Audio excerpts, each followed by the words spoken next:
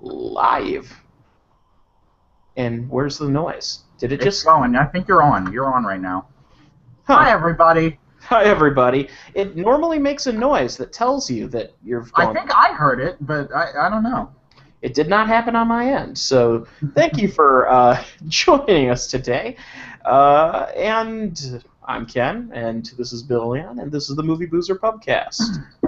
And today we are going to be talking about September movies, specifically why is it that movies that come out in September are almost always disappointing, with a handful of exceptions, and we'll get to those. Also, we'll talk about other things that suck, like the fact that Richard Attenborough died, and the most recent thing that I saw in theaters, Sin City, A Dame to Kill for, which came out in August, technically, but They made four A Dame to Kill movies. A Dame to Kill for? A Dame to Kill 4. Get it? Oh, yeah. Huh? I guess there's 4 stories in the movie. Okay. I haven't seen it, but yeah, let's lead off with Sin City. Well, before we do that, Okay. this is Movie Boozer, after all. Today, I don't have a beer to talk about because it's been a pretty tiring and rough day at work. So today, the drink of the week is Cutty Sark Scotch Whiskey. I've got it all set up. I've got my Cutty Sark. I've got a glass of ice. And a little bit of water, of course, to top it off, because Scotch tastes best when cut with a little bit of water. Or soda. It works good with that. And I don't have a spoon, so I'm just going to twist it with my finger, because that's how we roll here. We're always classy. And now I have a glass of water and scotch. He's so fancy, you already know. Yes, sir. That is... Now, Cutty Sark isn't exactly, by any means, a top shelf. It's a good, all-around, if you need one to go to, Scotch whiskey. Mm-hmm. You can usually find a bottle for under $20. Anyway, so, delving in, Sin City. I'd like to go back and first talk about the first Sin City, and then talk about the spirit, albeit briefly, because this is interesting. I think, and I haven't seen Sin City 2, but I get the feeling that a lot of why it failed probably has to do with Frank Miller's heavy involvement. Because the more I learn about Frank Miller, the more I find out he's an insane person. He's very much a. The more I learn about him, the more I know that he's kind of a what's the word? Control freak. Yeah. And he's complained a lot about Hollywood and how there was never a good adaptation of his stuff. And then in 2005, Robert Rodriguez got together and put with a couple of actors and made a short film. And this short film was sort of a test to see if he could convince Frank Miller to sign over the movie rights for Sin City. It starred Josh Hartnett, Marley Shelton as the customer, and it was based on the short story from the Sin City series, The Customer Is Always Right. And that's that. Is that the same as the opening of the movie? Sin He City? literally just cut that in as the opening of the movie. I loved the first Sin City when it came out. I haven't seen it in a really long time, now that I think about it, but I was like 15 or 16 years old when that movie came out, and I was just kind of sort of getting into film. In fact, when I rented Sin City from Blockbuster, I think I also rented like The Jerk. And that was the first time. Yeah, that was the first time I ever saw The Jerk. And Sin City was, I think, a solid action thriller with a really cool graphic novel style, and the computer animation used in the film. That's really cool. They made a big deal about how the entire movie was shot on a green screen, and normally that can be a problem. A lot of people, including us, have complained about the Star Wars prequels and how George Lucas had all of his actors on green and blue screens all day long. But with Sin City, it seemed to work, if only because of the artistry involved and the fact that it wasn't trying to wow us with crazy like, it's so real visuals. It was more going for a surreal atmosphere to everything. And I think it didn't dawn on me until the scene where Marv is like holding that guy's face on the ground as he's driving. As soon as I saw that, everything clicked for me, and I was like, "This is fucking awesome." Well, it worked perfectly because so many filmmakers had prior to that tried to capture the feeling of a graphic novel and how each individual panel has its own stylized moments, and that's in particular where Marv is like holding the guy in the car. That is something that could never happen in real life, but because of the comic book treatment it got, it really did. It made it believable. Now, a lot of films followed this movie's footsteps. The 300 is probably the most notable example of a movie that went out of its way to sort of recapture that feeling, and to some extent, Sin City was, the beginning of an era of ultra stylized, surreal action movies. Well, if I'm not mistaken, Sin City and 300 both have many, many scenes where it's like a live-action recreation of specific panels from these graphic novels. Right. And that's I don't think that had ever been done prior. Mm-hmm. Yeah, there had been some attempts. The movie Hulk, Ang Lee's Hulk, actually had some very comic booky kind of moments to it, where they even had like the panels appear. Yeah, that was really weird because I was very disputable levels of success, I would call it. Some people will apologize for that movie. I won't. And to Robert Rodriguez's credit, he actually offered Frank Miller a co-directing credit in the film, and even gave Frank Miller top billing in some. Well, actually, I think they shared billing. Like on some publicity, he was at the top, and some Frank was at the top. And Quentin Tarantino was brought in to guest direct one scene of the movie that just happens to be actually my favorite scene. I didn't even know that until I knew that he had directed it, but the scene where Benicio del Toro is dead and talking to Clive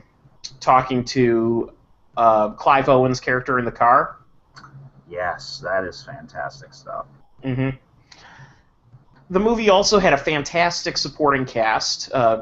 We mentioned Benicio del Toro, Jessica Alba, Josh Hartnett, Mickey Rourke, Bruce Willis, Elijah Wood, Michael Clark Duncan, Rosario Dawson, Rutger fucking Hauer, Michael Madsen, Nick Stahl.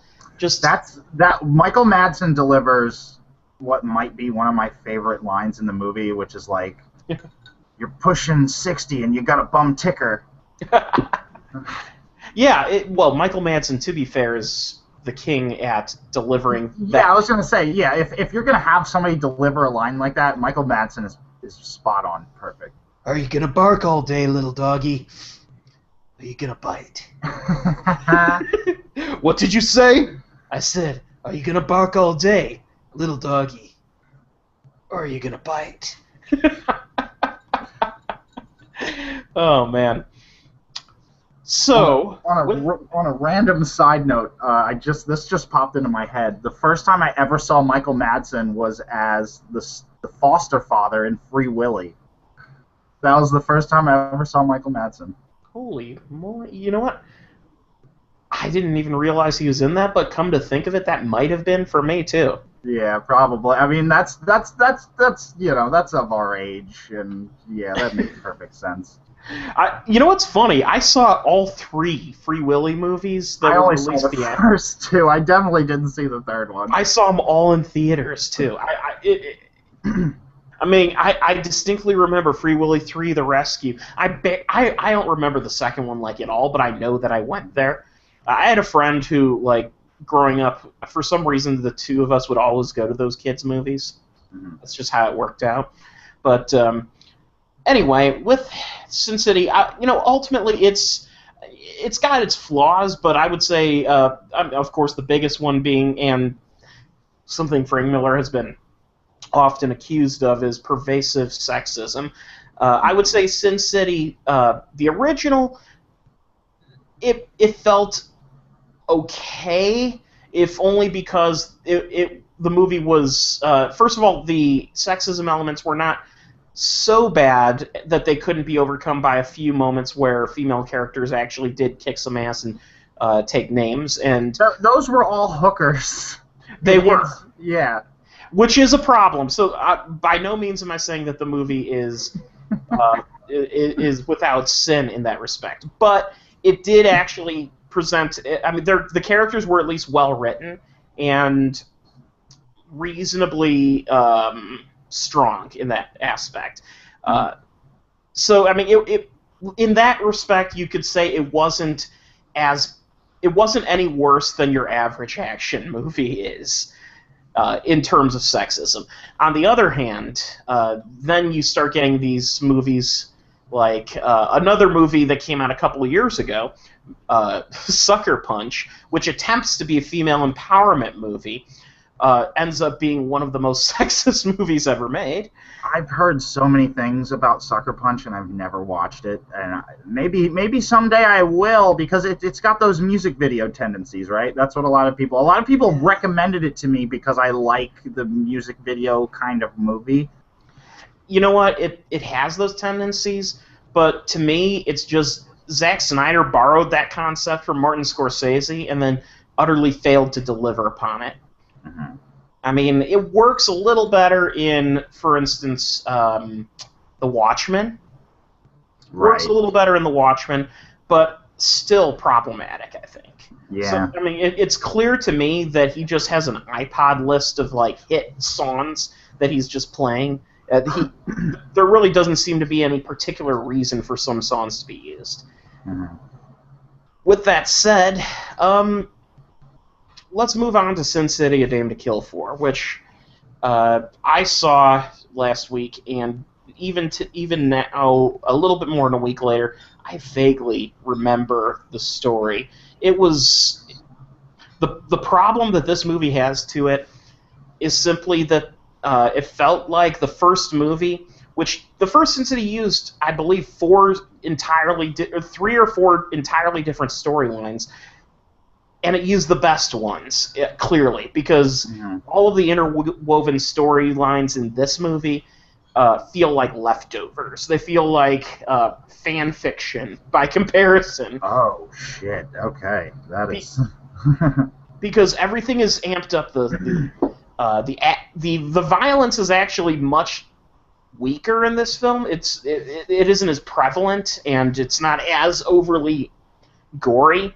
I almost think that they may have been looking for a PG-13 rating, but that wouldn't make sense because the movie has a copious amount of boobage. So, which brings us to our next conversation, the sexism. The female characters in this, even the ones who were in the first film and established themselves as while prostitutes, at least strong characters, are empty voids in this film. They're just there to be window dressing. It's interesting that apparently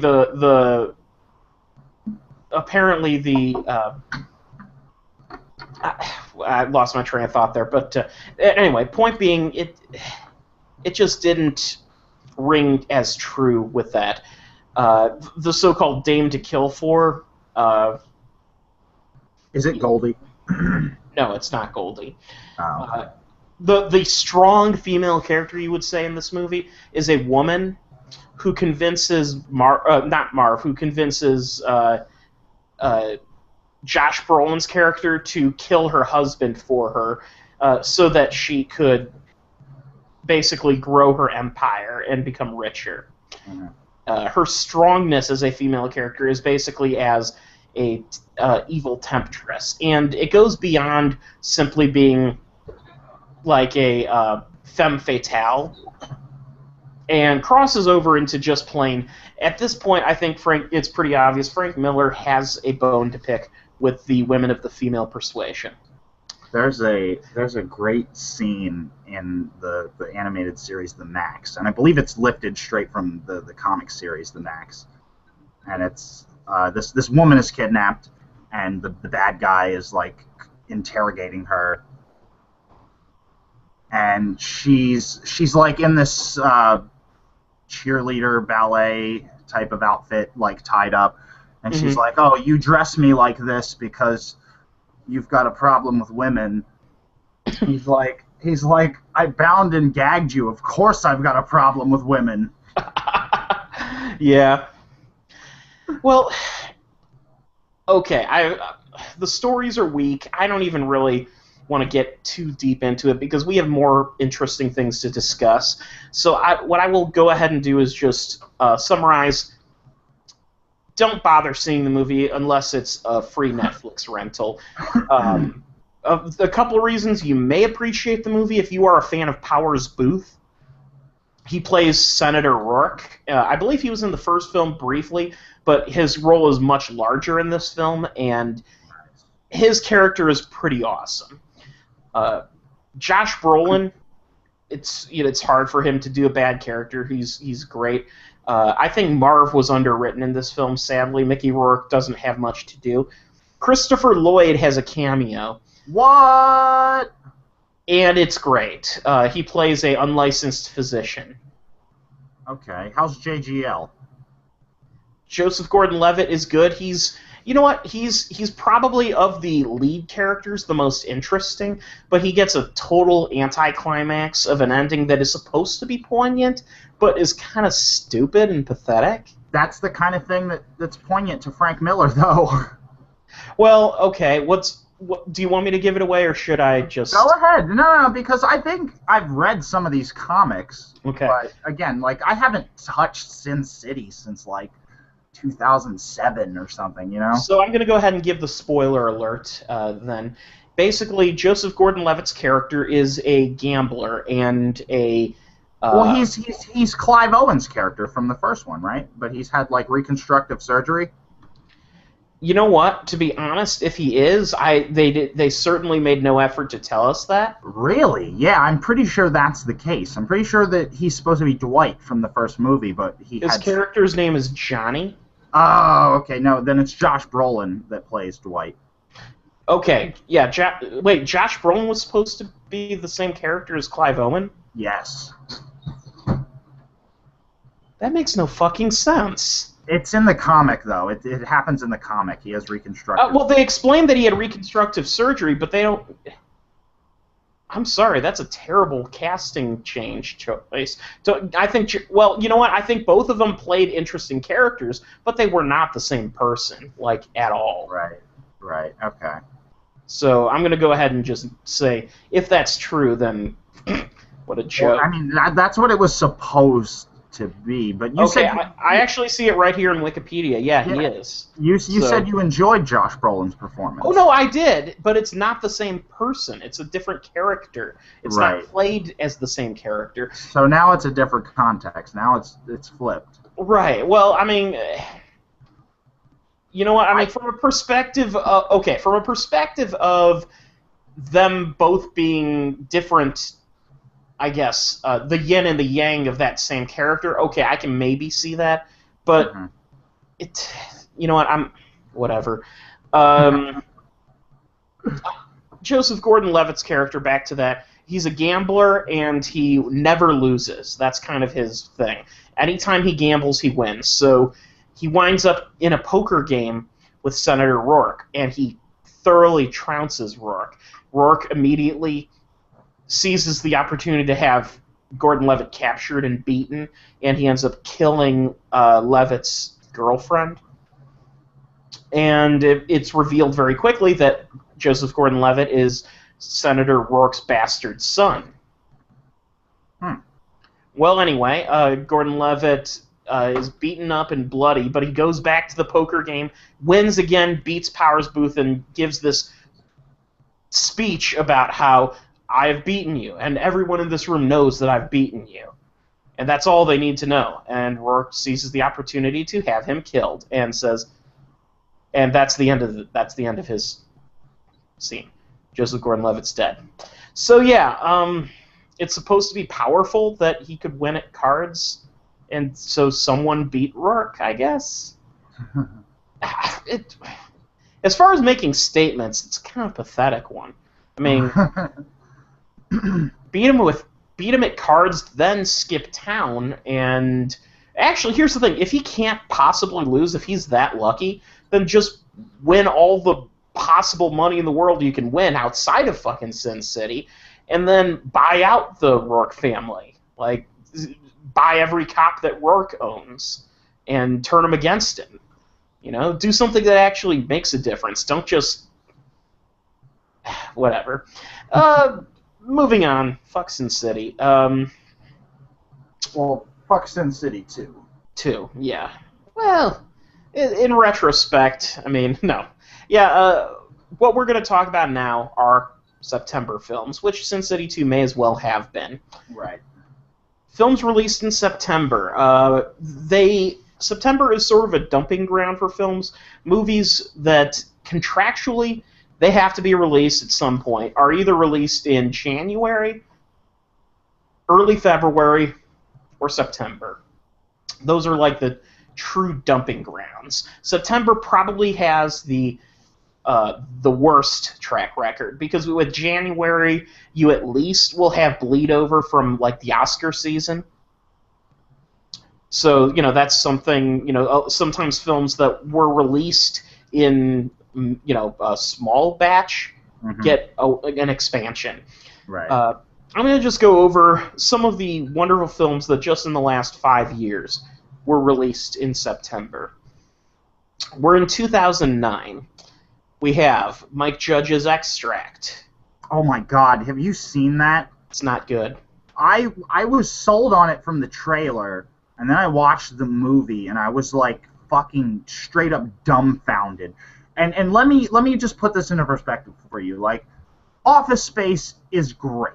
Like so great. And you know, like Office Space, it's one of those movies where the jokes are fast and furious, and like almost all of them hit bullseyes. Idiocracy, I loved. That's what I was going to say next, is that Idiocracy I'm not such a fan of. I think Idiocracy... The irony of Idiocracy to me is, like, for how much it's commenting on broad humor, with, like, you kick me in the balls, I think the humor in Idiocracy is very broad, and it doesn't... It's, you know what, I enjoy Idiocracy, I just don't, I mean... I like it, yeah, that's the thing. It's by no means anything amazing, but Extract is... Some people are amazed with Idiocracy and will tell you that it's this great movie, and... Those are people who never realized that a statement like "the world is getting dumber" was actually true until they saw the movie. Well, the thing is, Dexter's Lab did that plot like years before Idiocracy, and it's I would say watch the shit. There's a TV movie of Dexter's Lab called Ego Trip. It involves the future and people getting dumber over time. It's fan-fucking-tastic. I wrote a review for it. It's on the site. I gave it a toast. Check it out. Another movie to be released that same week, All About Steve. Yeah, that I've never seen, but I've listened to the How Did This Get Made on that one. Yeah. I remember I've seen the trailers for it and stuff, and it definitely... Like, the joke is that Sandra Bullock is obnoxious and clumsy, and, like, everybody hates those kind of movies where it's like, why is this funny? Because she's obnoxious and clumsy. Like, no, that's not funny. No, not at all. Yeah. That same week, Gamer. That's by Neville Dean and Taylor. Mm-hmm. I have seen one scene from that, and it's the Michael C. Hall dance scene where he's dancing to an old song. Have you seen Gamer? I have, and it's terrible, and Gerard Butler should not be allowed to make movies anymore. anymore. Well, His choice of films are pretty let me much ask you this. all terrible. We touched upon 300 earlier. What do you think of 300, and more specifically, Gerard Butler in 300?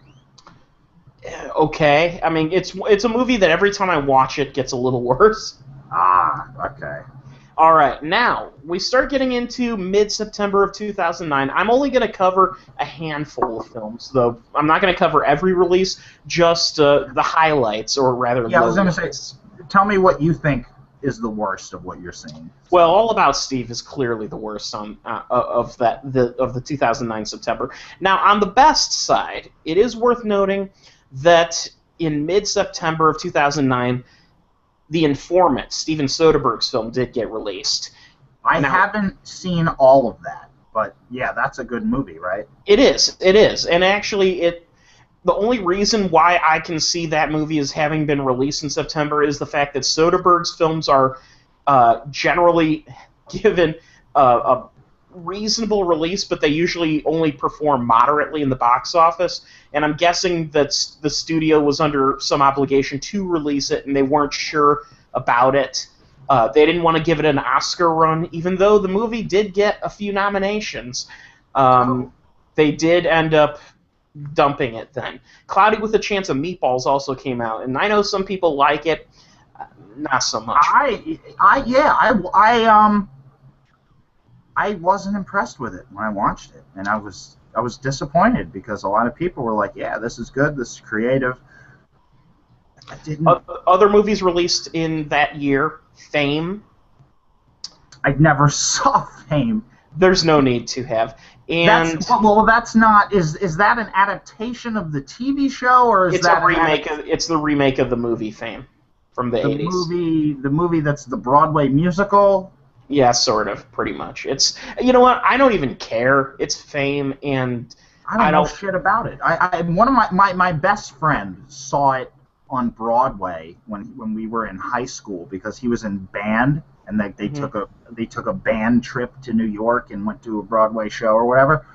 And all I know about Fame is that he told me there's a song in it about erections and how this guy likes a girl, and the song is called "I Can't Keep It Down," and he's literally talking about his dick. Well, yeah. The movie Fame it's basically a musical drama and a loose remake of the 1980 film. But this is the musical we're talking about. You know what? Yes, it's called a music drama. Musical, whatever. Yeah. I'm not gonna. Well, because there was a TV show called Fame, which that wasn't related. I've never heard of, so I have no clue what. Ah, okay. Well, see, this is why it's confusing, but. Okay. Sorry, I just had...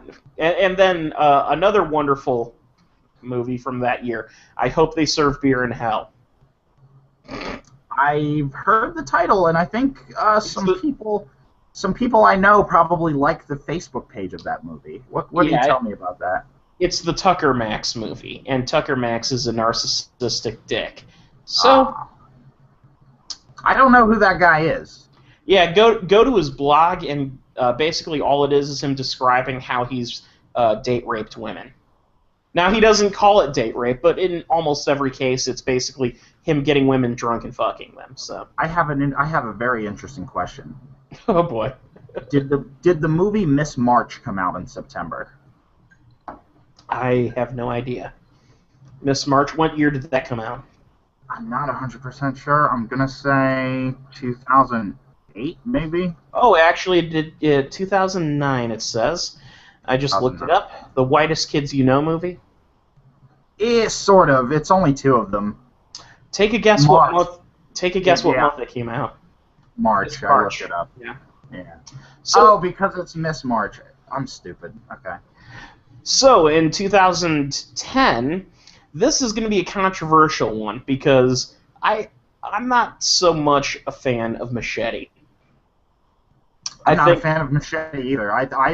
I was really, basically, Grindhouse was one of my, all-time favorite theater experiences. And I love the trailer for Machete. Yeah, no, I love all the fake trailers from Grindhouse. But yeah, when I heard they were making a Machete, The first at the very beginning of the film's development, it's a straight to DVD movie, and I was like, yes, that's great, that'll be fantastic, run with that. And then I didn't hear about it for a long time, and then sometime in 2010, I heard a friend of mine saying that there was going to be a theatrical Machete movie, and I was like, this is insane. Like, how is this going to work? The very next week, Resident Evil Afterlife came out. Well, I just want to say, like, how do you fuck up a Machete movie? How do you make that boring? It was so boring. You do because you forgot how to make a good movie. Because somewhere in between 2005 and 2010, that just disappeared.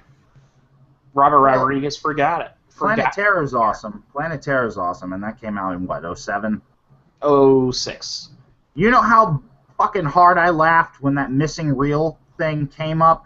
And I don't even get the joke. I wasn't alive in the 70s. I didn't go to Grindhouse Theater, but it was funny to me for some unknown reason. It worked. Yeah. So we've got Machete, we've got Resident Evil Afterlife. Resident Evil, yeah. I don't care about Resident Evil. Alpha and Omega. Remember that animated film? I do, and I'm not 100% sure, but I'm pretty sure that was like there are people that like talking animals. Like, I think they were trying to play on the internet community of like furry people that are into anthro stuff. Point is, and that bothered me. Well, that bothered me a lot because I was like, that's super exploitative, and you're not. I guarantee you that movie's not good, and I haven't even seen it. All I've seen is a poster. But it's not. I'll give you those people out there. I will give you Balto. I don't give a shit about Balto. I don't think Balto's a good movie, but a lot of people love it, and I'm like, have it. Great. Embrace it. This shit, on the other hand, no. Now the 2010 September does get a little bit improved, actually, mid-month, because Ben Affleck's The Town was released. I've never seen that, but I saw Argo, and I would watch another movie that he directed because Argo was fantastic. The Town is an excellent thriller. It's probably my favorite of his movies, actually. And I will say that the only reason this movie was released in September is, I guarantee, the studios just didn't know how to release a gritty heist action thriller drama with Ben Affleck at the time, because he was just, even though he had done one successful directorial film prior to that, they still didn't know how to market him anymore. Right. And then the month also had Legend of the Guardians: The Owls of Ga'Hoole. Never seen it. Which is silly. Again, it feels very, I don't know, like that. You know what it is? Bill, all it is Lord of the Rings with owls. But those were books, right? They were. There's a line of books, and it's a Zack Snyder movie, and it feels like it. That's honestly bizarre. That's the most bizarre thing about it, is that Zack Snyder's the director. Like, you hear there's a movie about owls, and there's CG owls, and but whatever. Zack Snyder is the director of it. Yeah, you didn't know that? No, I did know that. Oh, I'm just saying, like, that is such an odd attribute for that film to have. Like, the one thing I will say, this may be, of all the Zack Snyder movies, of all the Zack Snyder movies I've seen, this may be his most well-constructed film. And I will have to give the movie credit, because owls do fight each other with, like, metal knives attached to their claws and shit. It's kind of badass. Mm-hmm. So, okay, we are actually doing well in that for that. Yeah. I haven't seen Guardians. I haven't seen Guardians of Ga'Hoole, but I can imagine, like, Legend of the Guardians: The Owls of Ga'Hoole. You have to say the whole. You would show your kid that before Alpha and Omega. You know what I mean? Because the other one seems like such a junk food, like, filler bullshit movie. Mm-hmm. Which, speaking of junk food filler, Wall Street: Money Never Sleeps came out the same week. Oh, why? Whose idea was that? When that came out, I was like, I've never seen the original Wall Street, but I know what it is, and I know who's in it. Like, why make a sequel so far down the line with Shia LaBeouf instead of Charlie Sheen. Yeah. Oh yeah, that makes no sense to me. September 2011. September of 2011 boasted Apollo 18, the found footage movie in space, which no one saw or cared about. Also, Bucky Larson, Born to be a Star. That's really, really bad. Have you ever seen that? No, but I have no interest. Well, there's something to be said about all those Adam Sandler produced Happy Madison like derpy derp comedies movies. Like I am completely open about this. That's how I discovered Movie Boozer, was basically being a masochist for these shitty movies. It started with Jack and Jill, but I played the Movie Boozer Zookeeper drinking game. I might even have done this one for Bucky Larson. I don't know, like, it just makes me, it gives me confidence to be like, well, at least I'm not this unfunny. Which, the month then, actually, this month, 2011, was another month with some mixed movies. Steven Soderbergh's Contagion, which was a reasonably decent movie, like disease thriller, with some legitimately cool elements to it, actually. Decent pace. So I'll give it some credit. Drive. Fucking amazing movie. Drive was released in 2011 in September. I didn't remember that, but I will say this. Wait. Is that the date it, like, premiered? No, its release. Ah, okay. The actual release was September, and it's worth noting, once again, this movie was dropped in September simply because no one knew what to do with it. Right, and that makes sense. I mean, Straw Dogs was released, the remake of Straw Dogs, should I say, with James Marsden and Kate Bosworth, which the only thing that keeps it from being a decent movie is the fact that the Straw Dogs movie that came before it is the exact same fucking movie. And it's better in almost every way. Ah, okay. Abduction, John Singleton's movie with Taylor Lautner, who's Taylor Lautnering it up. Oh, shit. Isn't that, like, funny? It's the Taylor Lautner identity. Do you think that one's funny, though? Oh, it's horrible. It's horrific. It's impossible to sit through. Maybe if you have an entire... I saw that in theaters. I had to write a review of it, and I'm pretty sure that that's the movie where I began my my trend of anytime Taylor Lautner is in a movie, I have to say his name like all the time, because Taylor Lautner is Taylor Lautner, and this is the only Taylor Lautner that ever Taylor Lautnered. That is fantastic. I love that. But also, it should be said that, like, in the early days of the site, you had to go see a lot of these movies that we're talking about now, because like the writer base wasn't super high like it is now, and like. Yeah, like I've read a lot of your older reviews, and I love them. Like Popper's Penguins, Guardians, like all these older movies that you've reviewed are just fantastic. Yeah, I used to have to go to pretty much every new movie that was out there, or at least a good chunk of them. Not as much anymore. I try to go to as many as I can, but I can afford to be a little pickier. Yeah. I think mostly, like, if it's a new movie that you're not reviewing, like, it's usually for this podcast or just for your own personal to see it. Right. And moving on so that we don't get too far backtrack, other movies released in September include Dolphin Tale, What's Your Number? They're making a Dolphin Tale 2. I saw the trailer before the Teenage Mutant Ninja Turtles, and I was like, wait, what? I had forgotten that they made a fucking dolphin movie in whenever it was made, 2011, 2010-ish. Mm-hmm. Yeah, they did. And, yeah. Is Morgan Freeman in the first one? Because I know he's in the second one. Oh, yeah, he's in it, and he's just, yeah. Look at that dolphin. Now, here's something that's intriguing. 2012 was actually 2012, I'm just going to say, was a damn fine year in movies to begin with. But September in 2012 was not too bad. In fact, it was fantastic. Did The Master come out? Let me go ahead and read a list, and don't interrupt me because I'm going to go through this Okay. list of all of these movies that are going to blow your mind. In 2012 in September, you have Francis Ha, The Master, Looper.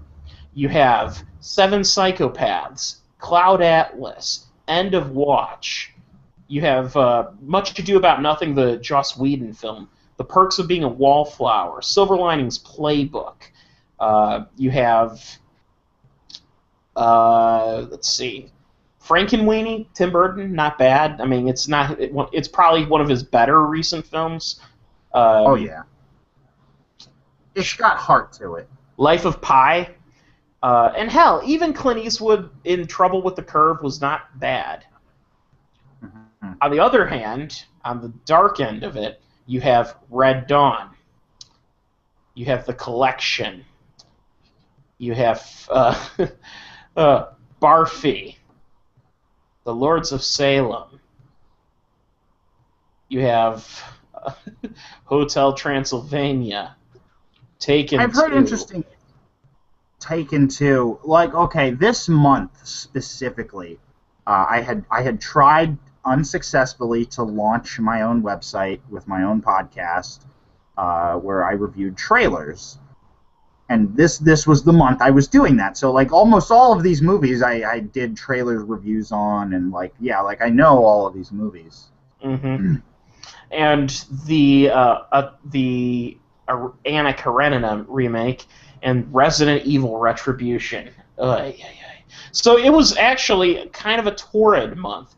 Great and bad right next to each other. In the same week, you could go see the same week you can go and see an Oscar-winning movie like Silver Linings Playbook. Granted, it's not my favorite, but it's by no means a terrible movie. Or a snubbed Oscar movie like The Master. Yeah. Joaquin Phoenix was robbed. Agreed. And Philip Seymour Hoffman. Yeah, actually. Well, no. Who beat him? Christopher fucking Dr. King. His name is King.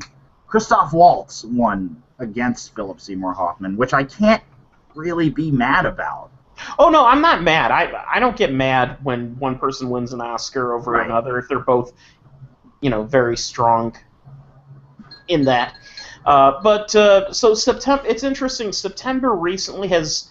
I need to revise what I'm saying about... September used to be worse than it is. It started to get a little better. This year's September is going to be the worst we've had in a while. Well, we were just talking about September 2012. Mm-hmm. September 2013. I'll give the bad first, and then I'll give the good, because there are some good. September 2013 had Riddick, The Fifth Estate,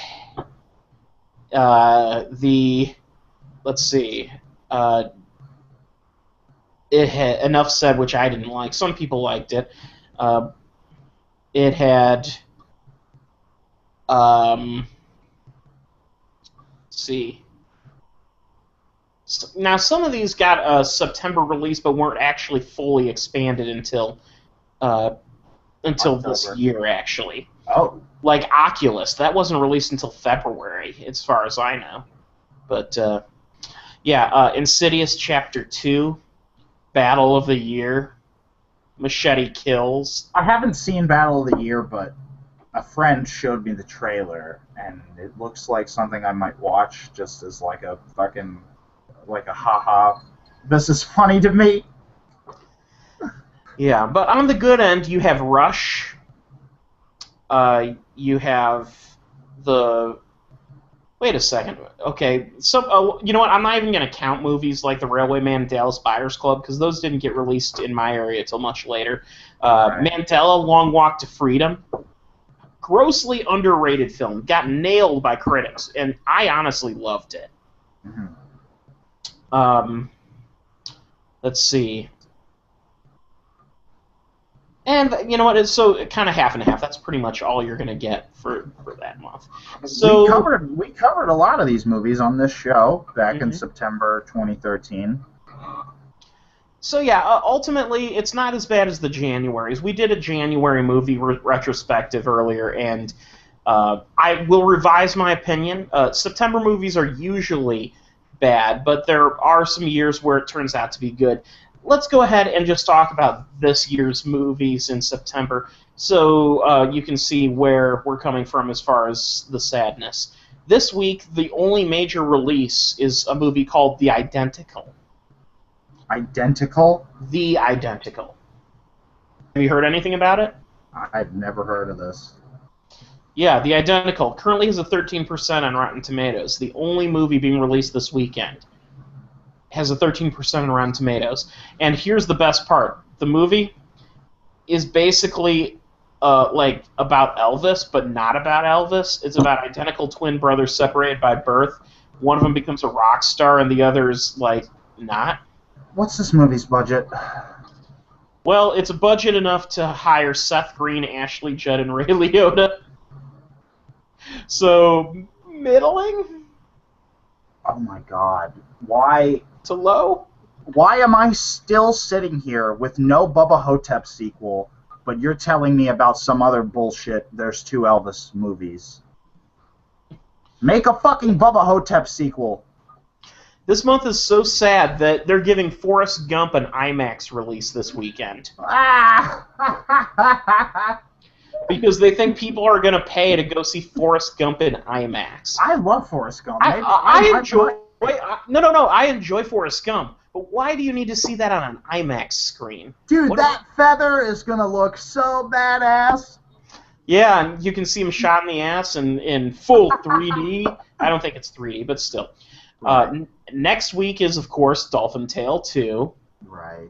Because, you know, no good deed goes unpunished. So which is ironic, because No Good Deed comes out that same week. It comes out the same week as the first one did? Yeah. Dolphin Tale 2, yeah, same week in September. And also, Atlas Shrugged Part 3, Who is John Galt? Are you serious? That's finally coming out? Oh, yeah, I can't wait. I hope it comes to Closure. the theater. I have to see it in theaters, and I have to get completely plastered while doing Yeah, I was gonna say you gotta get your Sailor Jerry on. That's what you used the other 2 times, right? Yeah, well, actually, I didn't play it during the first one. It was just during the second. Okay. Anytime John Galt is referenced, Right. that's simple. You don't have to have any other drinking game for Atlas Shrugged. And it's perfect. The next weekend has the next weekend's actually jam-packed with movies that are probably going to suck. The Maze Runner, which is basically just another young adult movie. This Is Where I Leave You, with Jason Bateman, a Sean Levy movie, which has had... Have you seen the trailers for that? Yeah, it looks... Do you remember like 2 years ago there was a movie called Peep World? I've not heard of it, but it sounds interesting. Oh, really? Okay. No. It's not the same, but it reminds me of Peep World, which Peep World kind of got slammed by critics, if I remember correctly. But it had a strong cast, and it was like this IFC-produced indie film about family, and it seemed interesting. This looks very much up the same alley, but like I said, Peep World got slammed, so I never saw it because people were basically just like, oh, they kind of wasted this cast and this, you know what I mean? Royal Tenenbaums it is not, from what I've heard. Well, the next movie released is a movie that I'm actually surprised because I didn't even hear it was going to be released so soon. Tusk, Kevin Smith's new movie.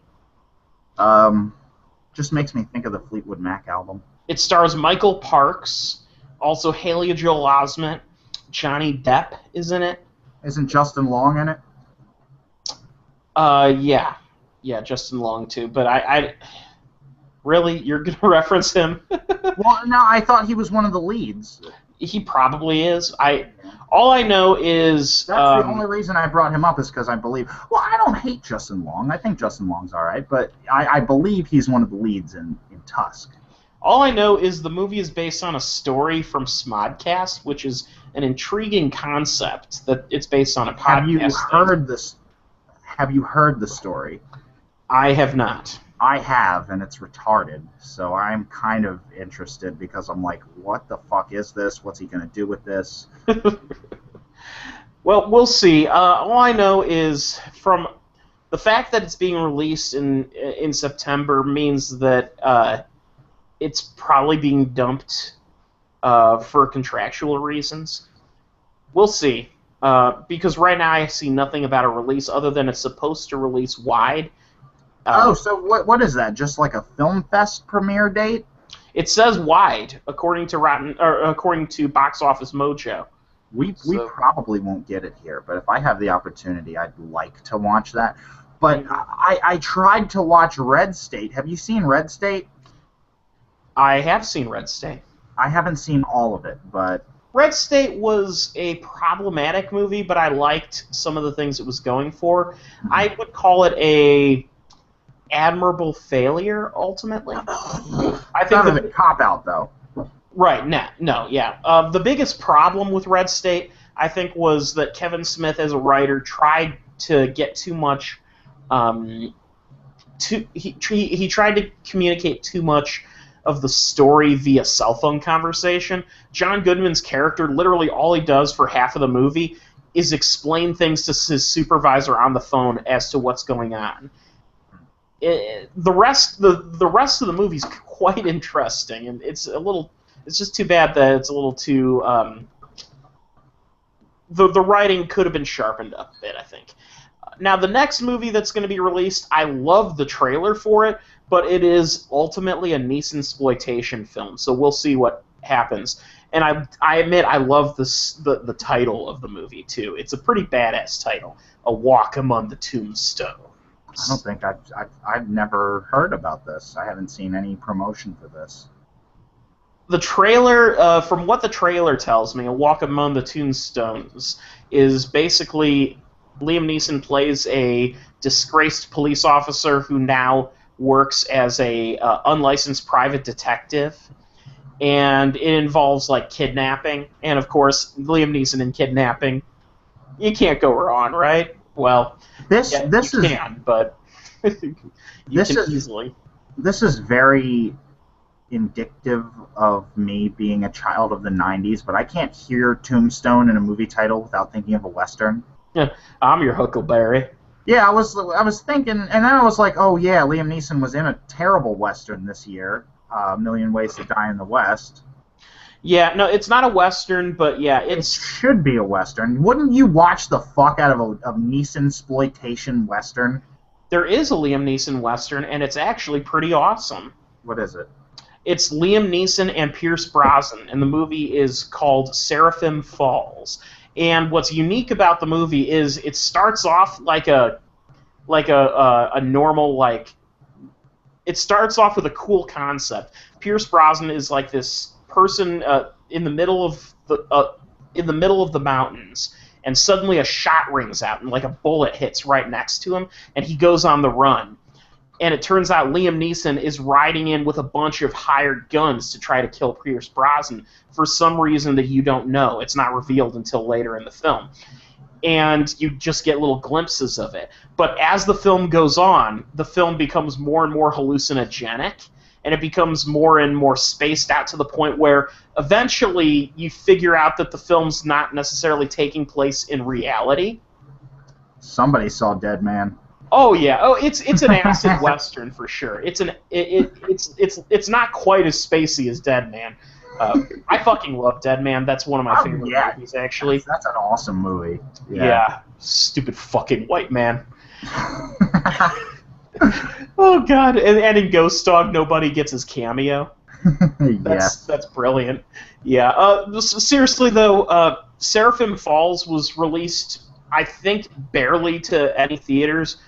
Dumped in Redbox. I remember just renting it on a whim because Liam Neeson and Pierce Brosnan in a Western, two Irishmen? Why the fuck not? Yeah, I feel you there. But it makes sense, actually, because their characters are former Civil War soldiers, and a ton of Irish immigrants were drafted into both or drafted or signed up to fight for either side. So it's, you can believe that. And they do, for their part, they really work hard to, just be badass in the movie. There's a scene where Pierce Brosnan cuts open a dead horse and hides in it for someone to come close. He jumps out of the dead horse's body and garrots the dude. Okay, I need to watch this. Yeah, see the movie. It's definitely a hallucinogenic movie, and as it goes on, some people have a problem with the ending. I think it's kind of cool and spacey. So either way, the first at least like half of the movie is most people love. I enjoy the whole film. Okay. So take that down, Seraphim Falls. Now, what's up next on the docket? Well, we have one more week of September to talk about, which is, this is the week that I think has the most promise in it. The final week of September has Laika's release of the Box Trolls. I've seen a few trailers, and Laika so far has done incredible work. But this movie's not grabbing me. Like, you know what? I don't know what to think of it, but I think Laika has earned enough credentials to for me to just go in blind and see how it goes. Right. I think I was apprehensive about Paranorman. So. Oh, Paranorman won me the fuck over. Well, I mean, but I'm saying before I actually saw the movie, like the promotional stuff, the trailers, that all had me a little apprehensive about it. I will get you that I think the trailers were almost too cool for their own good. I mean, using Donovan's Season of the Witch in the early teaser was... I love that song, and that was such a cool trailer. But it was one of those things where it's like, it was almost just too good that you were thinking, how can they live up to this? But it did. It's one of the few movies I think that the teaser trailer really worked for. Also, to video on demand, the Zero Theorem is available now, but it's going to be released in theaters in September at some point. Hopefully it gets out to my area. I'd like to see it in theaters first if possible. I like the idea of seeing a movie, being able to do a video on demand of the movie, but the fact is that it's a Terry Gilliam movie. They're visual. I got to see it on a big screen first, if possible. So, with that said, we're kind of counting off all of our topics. The last thing I want to talk about is do a brief retrospective of some of my favorite films of the recently deceased Richard Attenborough. Could we take a breather for a sec? I'd like to rant about a couple things before we get into the final discussion. Okay, what do you have to rant about? First off, I'll just make this one brief. You talked about the Angry Video Game Nerd movie 2 weeks ago. You got a screener of it, luckily, because... And a chance to interview them. Yeah, check out the interview. It's on our YouTube channel, youtube.com/movieboozer.com. And check my review of it. It's on the Movie Boozer website. I wish I had been able to see the movie before you did the interview, because now I have a million questions for him. And a lot of them revolve around product placement type stuff. Like, really? I want to know, like, did Rolling Rock endorse this, or did he have any contact with them? Can you just use labels in a movie? Like, I don't know these things. I don't know. I'm going to say that Rolling Rock probably had to be cleared. I wouldn't be surprised if it is product placement, because he's known for Rolling Rock so well, and he has such a devoted fan base. I have no problem with that, though, because he did it long before that was kind of, a product placement thing. Oh, yeah, no, I love it. That's the thing. It's like, that was a big concern for me. I was like, there's going to be beer in the movie. Is it going to be Rolling Rock? Well, here's the thing. He did, for a brief period, switch to Yingling, which I actually do... That's a Philly brew, isn't it? It is, and it's one. I think it's... I don't know if it's Philadelphia, but I know it's in that region, and it's not distributed out in my area, like, at all. But the few times I've had it, I've liked it, and so as a result, every time I go out east, I have to have Yingling at least once. It's good stuff. I mean, I'm not a beer guy, but I'll drink a Yingling. Yeah. I mean, when I say it's not distributed, it's one of the it's one of the best-selling beer brands in the country, and yet for some reason, it's never sold in the Midwest. They just don't distribute it. Not even an import section.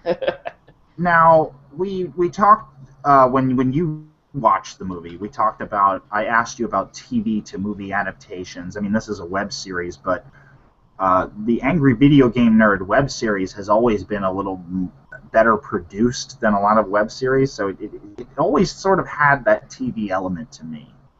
Yeah, I can say that. Yeah, it's if not for the cursing, I think it could have easily have had a place on G4, for instance. Yeah, that's a good point. But the cursing was great. Oh yeah, that's one thing that I find fun about it. It's almost poetic. What's the line Eddie Pepitone has when he's on the phone? He's like, "You're a sick fuck. You're sicker than fuck." And I felt like I was just literally like anticipating every fuck Eddie Pepitone used, because I was just like, he's got Eddie Pepitone. He's gonna have him curse his ass off. The fact is, the movie is, well, I mean, not just the movie, but the nerd in general, the cursing in it, it is not exactly the way it's. If said by anyone else, it would be clunky. But the way he writes it, it comes out more the way I think any normal person might curse when they get angry, because they're not going to come up with something that rolls off the tongue perfectly. They're struggling to word vomit out an insult, and so they say words. They repeat themselves. They say things that don't necessarily make sense. It almost is like I think he mastered the blue collar swearing vomit better than just about anyone. Mm-hmm. Bit of a spoiler, but I'm going to talk about it anyway. Getting Robbie Rist to voice the alien. Robbie Rist voiced Michelangelo in the first two, or possibly the third, live-action Ninja Turtles movie. Mm-hmm. That I immediately recognized his voice, and I jumped to my computer to go to IMDb to make sure that it was him. I was like, holy shit, he got fucking Michelangelo to voice this dumb-looking alien. That's hilarious. I heard in another interview, we didn't talk about that in ours, but I heard in a different interview, he basically said that he met Robbie Rist at a point, and he basically agreed to do a role in whatever the nerd asked him to do, he would do. Right. Okay. And so he got. By the way, since we're in spoiler territory, how about the design of the alien? How awesome was that? Where when he does the thing with the jaw to levitate, you know what I'm talking about? I was like, oh my god, yeah. Or just the mere fact that there's been a joke that's been repeated by so many internet critics for years of that the fact that it doesn't look like a head, it looks like a mouth. Mm-hmm. Yeah. And so he turns into just one giant, ridiculous jaw that's opened, and somehow he's able to levitate with his jaw. I know there are probably people out there, people I would assume that are much younger than us, that had a problem with that puppet. I love that puppet. That puppet was fucking hysterical. It's best. Well, here's the thing. This movie, and I mentioned that this movie is the ultimate fan movie. It's that for a reason. You have to be familiar with the source material to fully appreciate everything in it. That's why this movie's not going to play in thousands of theaters. It's a niche. It's a Comic-Con sort of movie. Mm-hmm. It's like comic book the movie, but on a bigger scale. If you are a comic fan or a video game fan, you will appreciate it. What the hell is that noise? Some dude is being a dick outside. Okay. Fucking wow. Okay. Revving his engine like a... Yeah. That happens.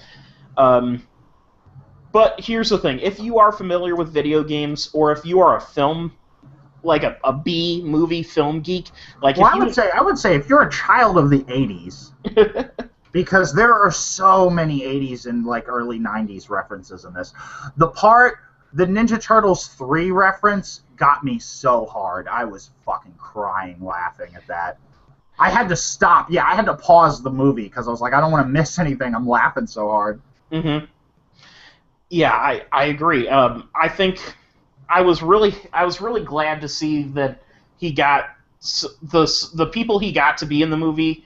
I mean, Eddie Pepitone.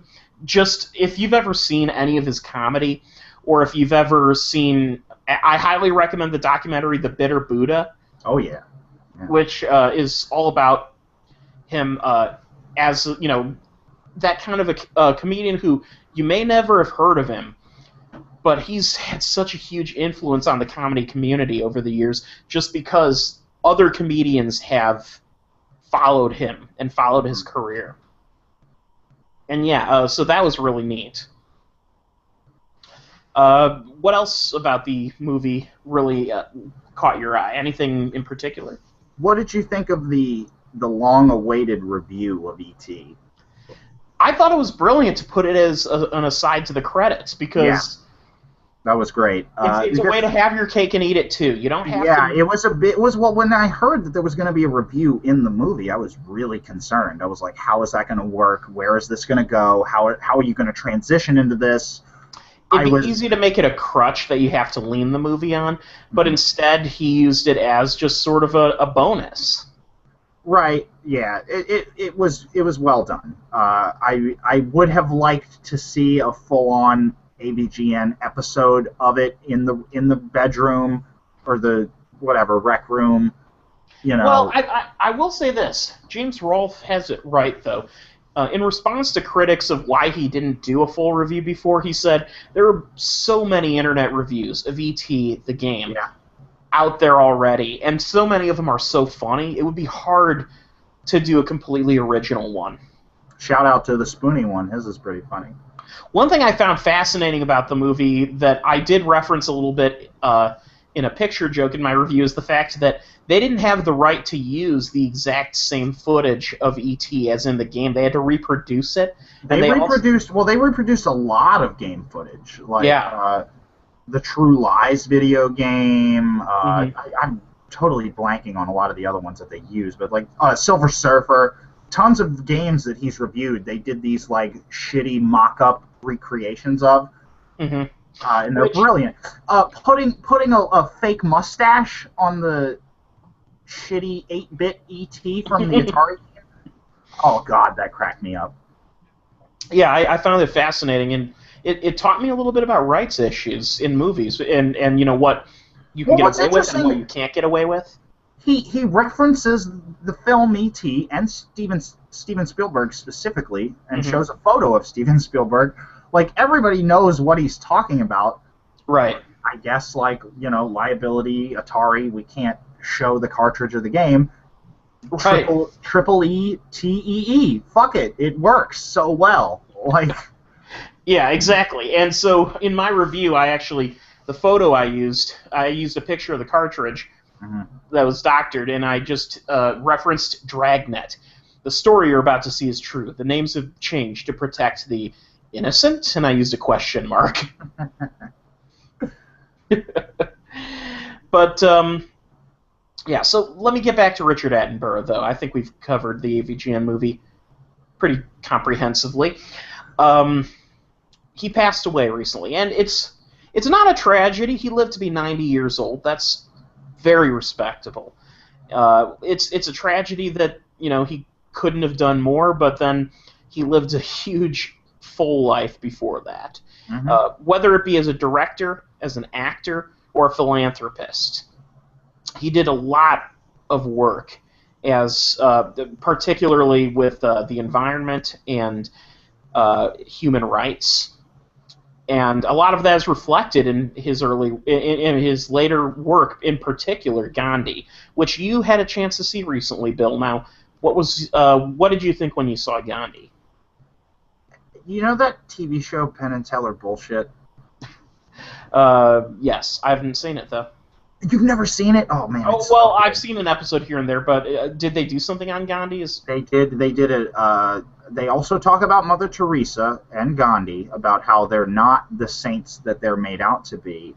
So that was definitely burned in the back of my mind while I was watching Gandhi. However, fucking Ben Kingsley, like, yeah, like he, no matter what things I've heard about Gandhi prior, like going into the movie, Ben Kingsley just like he is a fucking saint. Like, yeah, like Mhm. he, whether or not it's deceitful in its portrayal of Gandhi, uh, you just get this complete package of like a warm, caring, concerned, and motivated human being.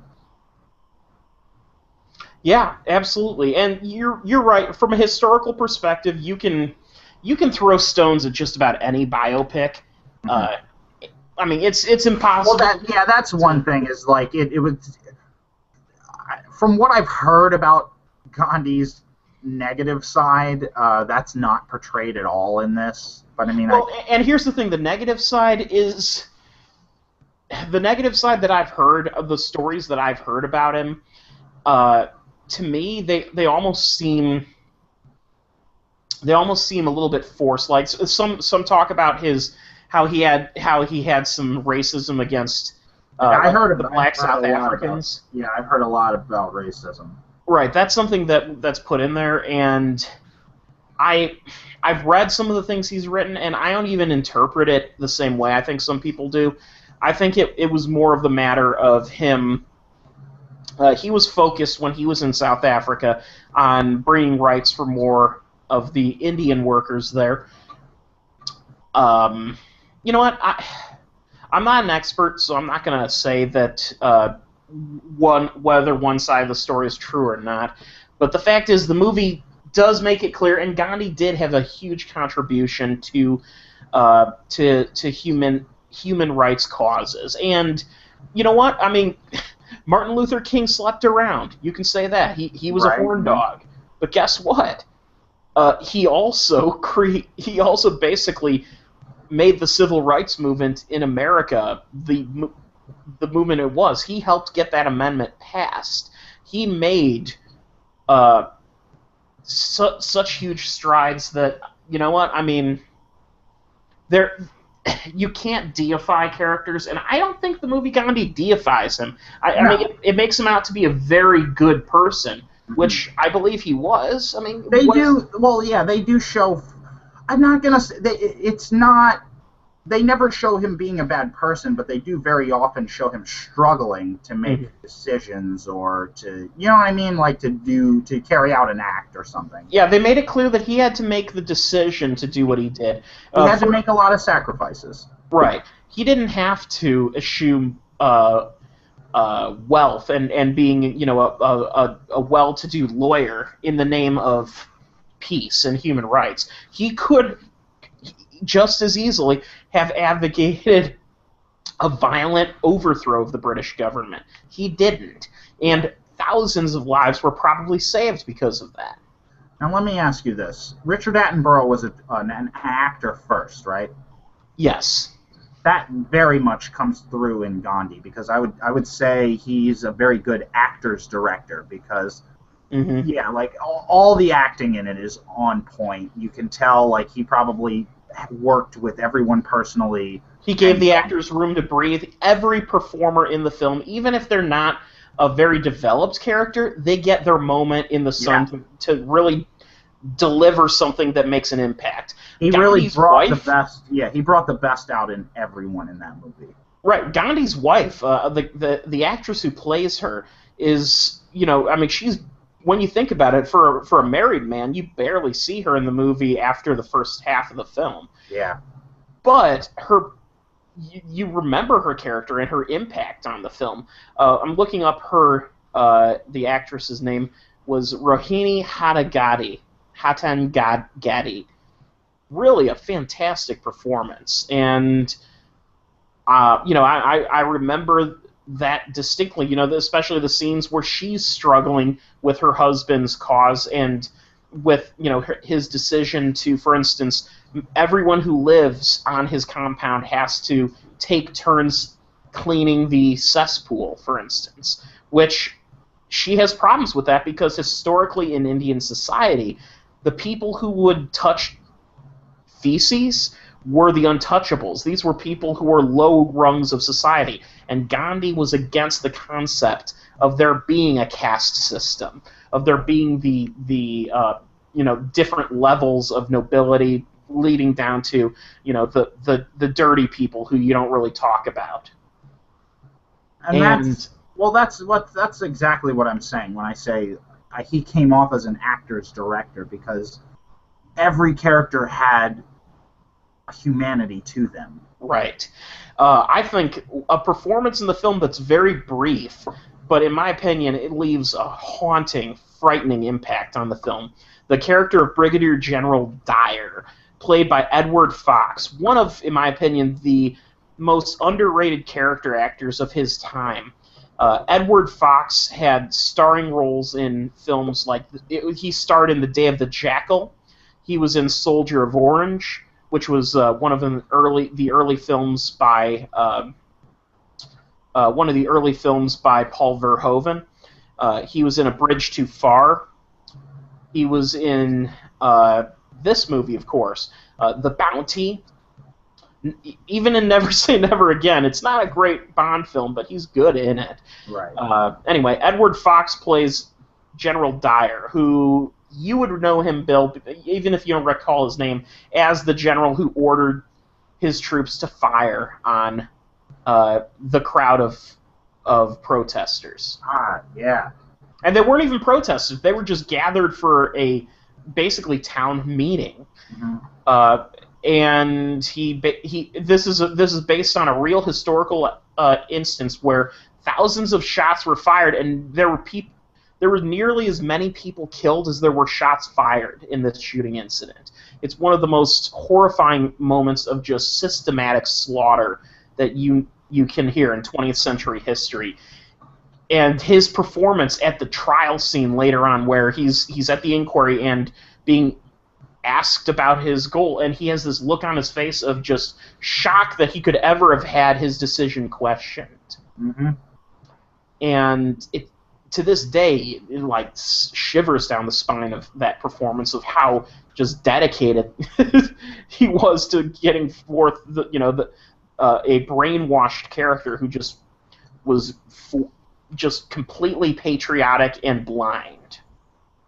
And blind, that's a good way to put it. And again, that gives humanity to the character, because you can understand that it's not like, it's just the way his mind works. Mm-hmm. And that comes across very well. It's worth noting there were a couple very small roles from up-and-coming actors in the film that you only see for a brief moment. Daniel Day-Lewis plays a brief role as a young man who insults Gandhi. That's what his credit was. And John Ratzenberger is also in the movie. Really? I don't think I noticed. Yeah, I guess his character's name is American Lieutenant Driver. That's Cliff Clavin, right? Yeah, exactly. That's Cliff, or otherwise known as the Abominable Snowman. Yeah, the guy in every Pixar movie. Who wants a snow cone? I'm an unabashed Cheers fan, so. So that's just something to look for if you ever do rewatch it. Ben Kingsley's performance is fantastic. He won the Oscar for a reason. Yeah. And this movie won. Gandhi is Richard Attenborough's most lauded film, but that's not to say there aren't others. I'll start. Well, on a very light aside, I gotta say, I grew up on UHF, so I was constantly thinking about Gandhi 2 throughout this movie. Oh man. Yeah. Medium. Give me a steak. Medium rare. Yeah. I agreed. Yeah, Gandhi 2 was a great joke. But as an actor, I'm going to cover a couple films that I remember Richard Attenborough as an actor. First of all, the film that I first saw him in, and I have to mention, The Great Escape. The Great Escape is a movie that you can watch. I've seen it so many times, and I've seen it from beginning to end. I've also seen it in just bits and pieces here and there. If it's on TV and I'm looking to relax, I'll put it on. I own it on DVD, and I've rewatched it many times. Does that DVD have any special features? It does, and actually they're very good special features. There's a trivia track, there's a commentary track that has old interviews stitched together of various people who had to do with the film. Nice. It has some second disc with making-ofs.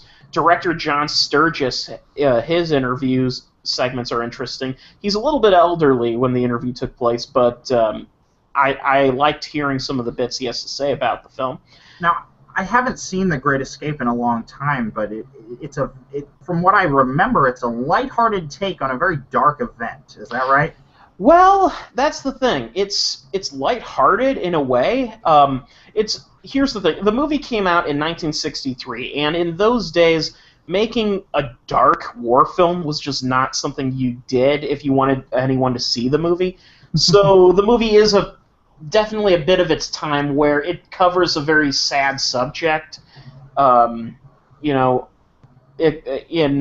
I would say a relatively upbeat manner, which, while still having, holding true to some of the darker elements of the history, it's by no means a historical film in that it definitely departs from history. First of all, there's a couple American characters in the film, and my understanding is that there's still debate to this day as to how many Americans actually were at Stalag Luft. I think it was Stalag Luft 3 or something like that.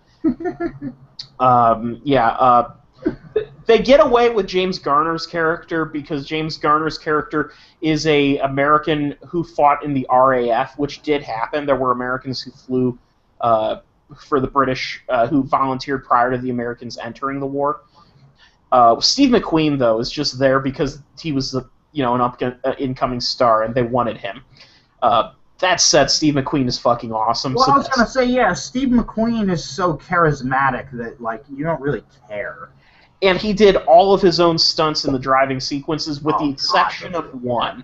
There's one scene where at the end where his character crashes violently into some barbed wire. They would not allow him to do that. He wanted to do it because Steve McQueen was he was a race car driver, and he loved doing stunts and driving. In nearly every movie where there's driving to be done, he's the stunt man. That reminds me of Vanilla Ice being on How Did This Get Made, when he's bragging about his motorcycle stunts. The difference is Steve McQueen also could act, so that's something else. But Richard Attenborough's performance in the film, as his character is kind of the glue that holds the film together. He is the leader of the escapees.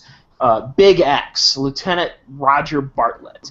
And he appears in the film he first appears having been delivered by the Gestapo, clearly having been tortured, and you don't know the extent of it, but you see on his face the pain, and he wants to make the Germans hurt. And of course, that's when the music starts to swell, and it's like, we're gonna go on a mission. This is a classic. Quentin Tarantino said much about his love for the Men on a Mission movie. Yeah. This is probably the film that started that. I was going to say, yeah, Inglourious Bastards fans, if you haven't seen The Great Escape, check it out. The movie also has fantastic performances from James Coburn, Donald Pleasance, Charles Bronson. I mean, you have no excuse not to see this movie. And if you haven't seen it for a while, watch it again. Yeah. Just, it's fantastic. Another highly underrated film, in my opinion, starring Richard Attenborough. I have this on DVD as well, and it's a fantastic double disc that has the original version of the film and the extended cut, The Sand Pebbles, also starring Steve McQueen. The Sand Pebbles is an interesting period war drama directed by Robert Wise, one of the finest filmmakers of his time. Robert Wise, other films he directed include The Andromeda Strain, Run Silent, Run Deep, The Day the Earth Stood Still. He directed West Side Story, The Sound of Music. He was the editor of Citizen Kane. Oh my. So, yeah, Robert Wise has a lot to say. He actually also directed Star Trek The Motion Picture, which, while not the best movie, it's one of the most beautifully shot movies ever made. And apparently he has a cameo in The Stupids. Does he?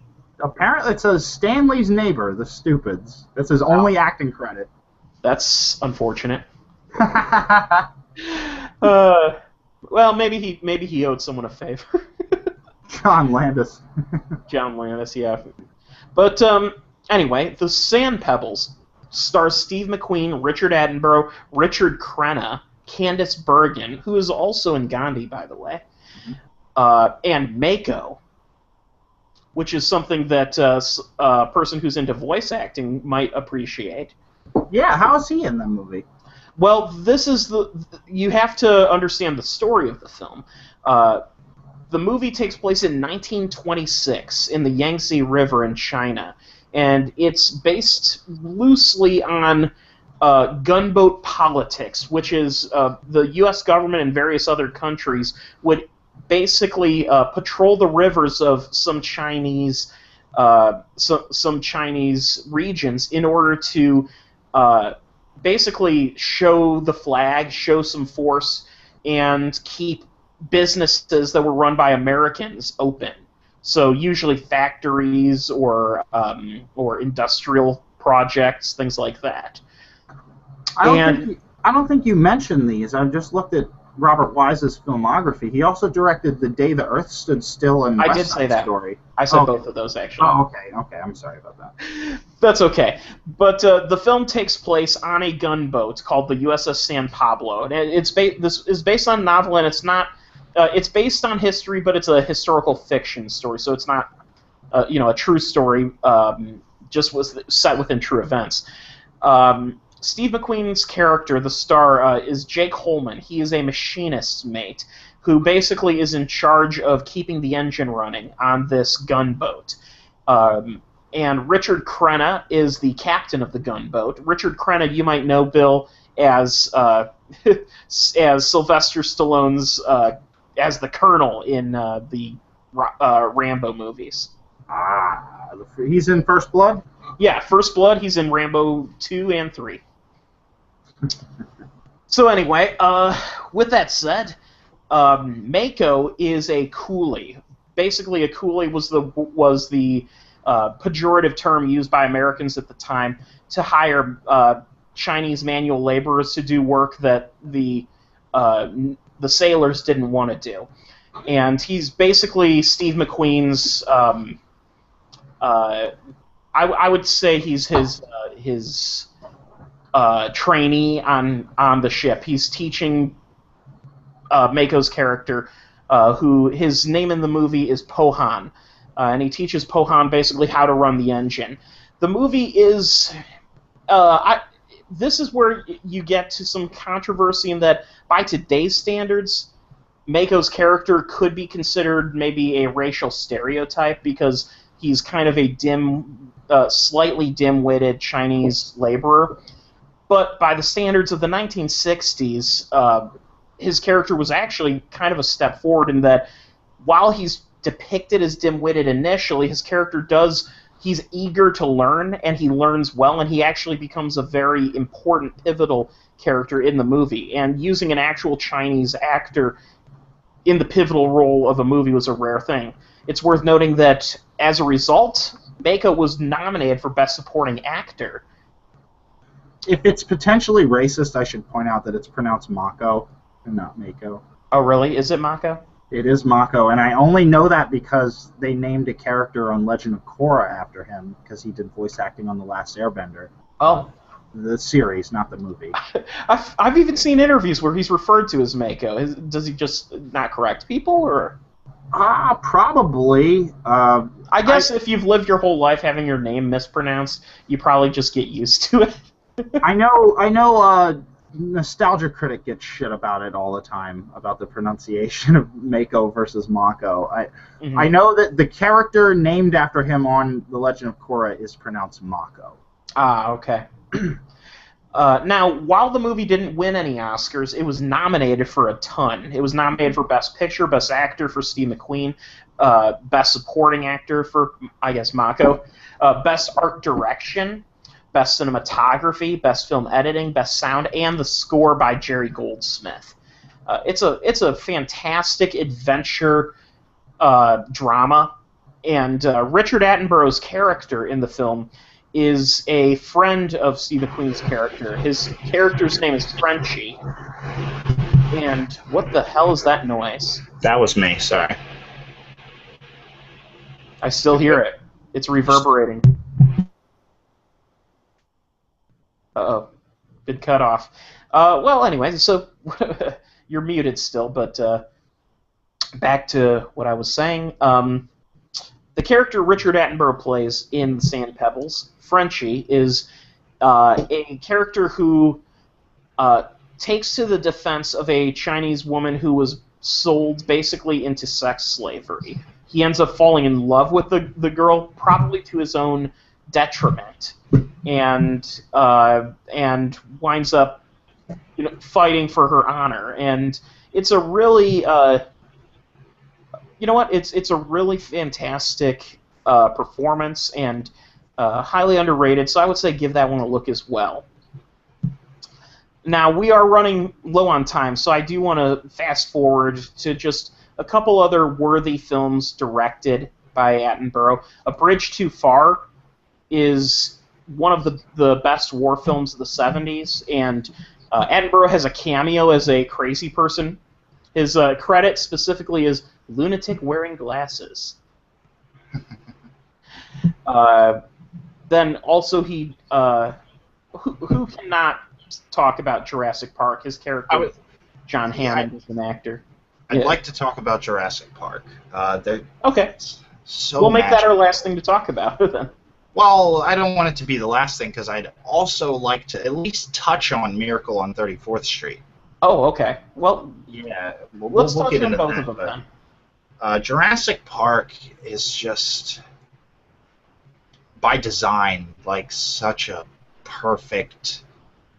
You know what I mean? Like, this is a strange place. We bring these protagonists. They're the audience's way into this strange world, and it all just works so well. Like, and Attenborough is like sort of the Dr. Frankenstein of this world. Like, he's created these dinosaurs. He's so driven to harness this research and create life from mosquito DNA or whatever the fuck it is. From DNA extracted from mosquitoes, and to make But he also, well, that's the thing, is like his character also comes off as so warm and compassionate. Like, oh, he's like he is very much like the definitive sort of, even though he's not a scientist, he hires them. He's kind of a mad scientist. He's the Dr. Moreau. He's there specifically. He loves what he does, and he believes what he's doing is ultimately a gift to the world, and how passionately he believes in it. And that's actually one reason why The Lost World always rubbed me the wrong way, is because the brief scene in which his character is kind of dead or dying in a bed, and just talking about how, like, basically acting like his own entire life was in shambles. It made me feel sad for him, because he was such a lovable character in the first film that his life was ruined by Jurassic Park. Yes, people died. That's understandable. And he's liable for that, of course, but what a way to begin a movie. One of the best characters from the first film is now reduced to, bed rest. yeah, the less said about The Lost World, the better, as far as I'm concerned. It's better than 3, I'll say that much. Ugh, I don't know. Yeah, Because 3, I think The Lost World is worse than 3. Uh, no, because more people die in the Lost World, so that's at least something you can enjoy. I disagree. I think The Lost World is worse. All right. Well, let's If- not get into that. We can get into that when Jurassic Park 4 comes out. We'll have that debate. We'll have a big Jurassic Park. Yeah, we'll have a big retrospective. But Vince Vaughn gets friggin' eaten by those little dinosaurs. That was awesome. yeah. Enough said. Miracle on 34th Street. Richard Attenborough is hands down one of the best Santa Clauses of all time on film. Right up there with the original Miracle on 34th Street. Who is that actor? Oh, geez. Let me look it up. I forget his name, but he's fantastic as well. Mm-hmm.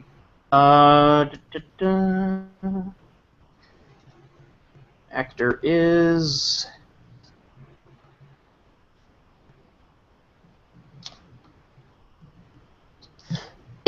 Edmund Gwenn.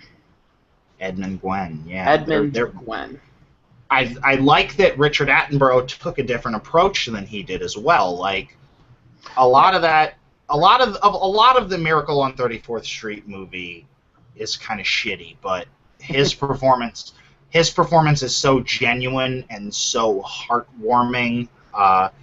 Like he really just encapsulates innocence and just kind of this general warm-heartedness. Like, I find it fascinating that two of the best Santa Clauses that I can think of are from two kind of weak sauce movies. I mean, the remake of Ernest Saves Christmas. Yeah. Yeah. God damn. It is one of the better Ernest movies, but that you have to grade that on like a total like curve. But the guy who plays Santa Claus, the actor Douglas Seal, he voiced the Sultan in Aladdin apparently, which I didn't know. Yeah, I knew that. He voiced the Sultan in Aladdin and basically does the same character in Ferngully. Yeah, but it's a great performance, and honestly, he was just born to play the role of Santa Claus. And Edmund Gwenn in the first Miracle on 34th Street, the same thing. He was nominated for an Academy Award for it. Fantastic performance, and Richard Attenborough, I think, carried that tradition. And the best part is none of these Santa Clauses are alike. They all have their own particular traits that endear them to the audience. Completely, yeah. Edmund Gwenn is a little bitter, wouldn't you say?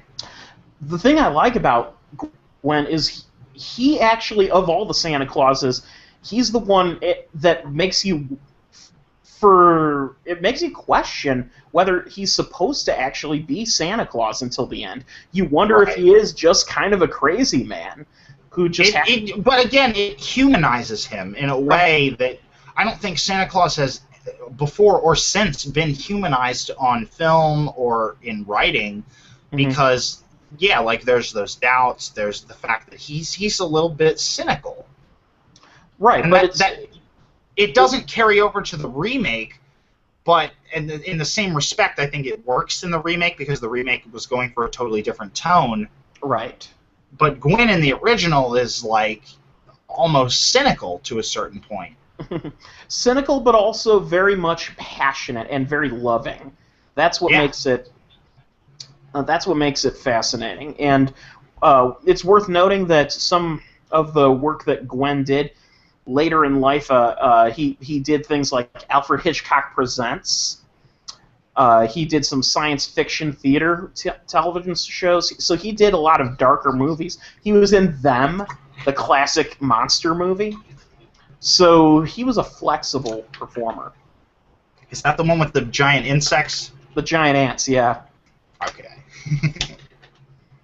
But that said, Attenborough's performance as Kris Kringle is one of the better Santa performances, and I would argue the movie itself not the best. Mara Wilson as an actress, you know what? I think she got better later on, But in this, she's kind of You just know, starry-eyed. I follow her a little bit. I have her liked on Facebook. Oh, yeah, don't get me wrong. I writes. think, yeah, her recent stuff, and actually I've read quite a few of her articles. Very good. I don't want to take that away from her. She's a great writer. Mara Wilson, if you're listening, Yeah. we'd love to have you on the show. It's her early performances. You can't escape the innate, just the fact that she was clearly hired early on because of her innate cuteness, and Yeah. I don't think she rises above that in some of her earlier films. Later on, she starts to, but then of course she more or less left acting after that. Understandably so, and I think what she's doing now is probably the best for her. Yeah, she's a fantastic blogger. You guys should follow her. So Now, what people may not know is Miracle on 34th Street was also remade in 1973. I didn't know that. It was a made-for-TV movie, actually. And I was gonna say, who's in the cast? Is it anybody I've heard of?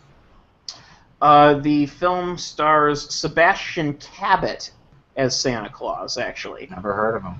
Well, that's actually worth noting. Sebastian Cabot is a very talented performer, known best, though, for his narration in Winnie the Pooh, I would say. Like the theatrical 70s Winnie the Pooh movie? The Many Adventures of Winnie the Pooh, if you've ever seen that one. I have. Yeah, that's a collection of shorts, but it was a theatrically released feature in the late 70s. So yeah, the voice is coming to me. Yes, he also voiced Bagheera in The Jungle Book, the Disney movie. There you go. Okay. So now you're starting to get an idea of who he was. Yeah, completely. The Jungle Book has a lot of flaws, but character is not one of them, and voice acting as well. He did Sir Ector in The Sword and the Stone. Is that the mustache guy? I think so. It's been a while since honestly, that movie I need to rewatch. I haven't seen it for ages. We should do a Disney retrospective at some point. If we did, we would have to hit on movies like that, the lesser-known Disney movies. Oh, yeah, completely. I would want to go through all of it, but...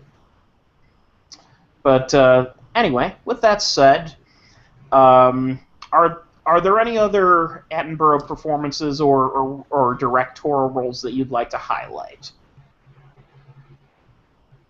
I think those are the main three that I'm familiar with. Would be Gandhi, Jurassic Park, and Miracle on 34th Street. Yeah, there's others that I could reveal, but the fact is, I think we've already covered the fact that he's a great performer and that he's been in some wonderful films. We can talk about some of the other movies at another time. Obviously, he directed. Just to do a quick wrap-up of some other films of his, he notably directed the movie Chaplin, about Charlie Chaplin, starring Robert Downey Jr., and it got him an early Academy Award nomination. And now, I don't know if I've seen the whole thing, but there's this weird sort of presentation to that movie where it's all being told in flashback, right? Right. And that was well done, from what I remember. I mean, it's been a while since I've seen it, and I haven't seen the whole thing, but I watched a chunk of it when it was on TV, and I was really impressed with, just sort of the balance they struck with the flashback segments and the actual telling of the history. Mm-hmm. And it's worth noting that Geraldine Chaplin is in the movie and plays Charlie Chaplin's mother. Geraldine Chaplin is an actress who was actually the daughter of Charlie Chaplin. So that's sort of a nice little throwback element. The daughter plays the mother. Or the grandmother, actually. Okay. But Geraldine Chaplin, though, had quite a storied career of her own. She was in movies like Dr. Zhivago. She was, that alone. She was in The Four Musketeers, which is a fun movie directed by Richard Lester. Dick Lester, Hard Day's Night. Yeah, actually, it's worth noting Dick Lester did an entire series of Musketeers films, Ah. and they're all very fun. They're kind of in the style of more of an adventureering kind of story. There's the 1973 movie, The Three Musketeers, then The Four Musketeers in 1974, and then Return of the Musketeers in 1989. And I think there might have been another one that I didn't mention. Maybe not. Maybe I. But yeah. Are you familiar with Dick Lester's work beyond Hard Day's Night? Did he direct Superman 2? Yes, he was brought in to direct Superman 2, and he also did Superman 3 after Richard Donner was fired from Superman 2. That's probably about it, is the Superman stuff and Hard Day's Night. He also directed Butch and Sundance: The Early Days, which I'm not familiar with either, actually. Yeah, the only reason I mention it is it's notable. Butch and Sundance: The Early Days is notable as a one-off joke that was thrown in Bill and Ted's Bogus Journey. They're playing. Oh, yeah, that's funny as shit. Yeah. Remember they're. Which is, yes, I do. It's Battleship, right? No, they're playing charades with. Well, that starts with the Battleship and the Twister, and yes. I know what scene you're talking charades about. with I death. Butch and love Sundance. Except he says the early years in the movie, I think. But same thing, early days, early years. Yeah, he says early years, but both. I think both Bill and Ted movies are fantastic. Yeah, we'll get to that another day.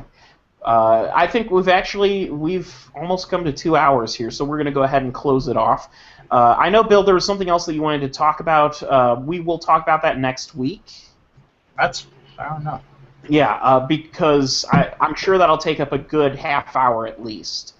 And anyway, there's no movies coming out this weekend anyway, so we'll have plenty of room. So, without further ado, have a good night. Good night, everybody.